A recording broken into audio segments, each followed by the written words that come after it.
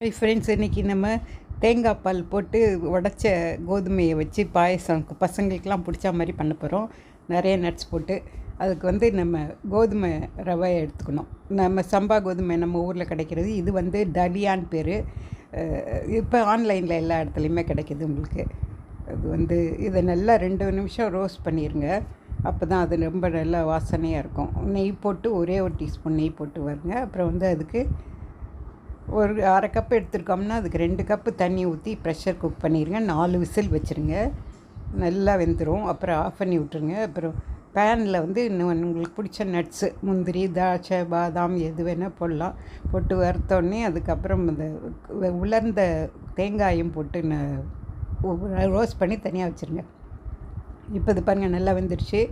இப்போ அடுப்பில் வச்சுட்டு இதை வெல்லம் போட்டுட்டு, வெல்லம் 1.25 கப் எடுத்தேன். ஒரு கப் போட்டிருக்கேன். 1/4 கப்பு வேணால் வச்சுக்கலாம், போடலாம். தேங்காய் பால் 2 கப்பு போடுறேன். ஒரே ஒரு சிட்டிகை உப்பு போட்டிருக்கேன். வெல்லம் சேர்த்ததெல்லாம் உப்பு போடுங்க. நல்லா ஒரே ஒரு கொதி வந்தோடனே ஏலக்காய் பவுடர், அந்த நட்ஸ் எல்லாம் போட்டுட்டு உடனே ஆஃப் பண்ணிடுங்க. இல்லைன்னா திரிஞ்சு போயிடும். அதனால் பிடிச்சிருந்தா லைக் பண்ணுங்கள், ஷேர் பண்ணுங்கள். ரொம்ப நல்லாயிருக்கும். பிடிச்சிருந்தா லைக் பண்ணுங்கள், ஷேர் பண்ணுங்கள், சப்ஸ்கிரைப் பண்ணுங்கள்.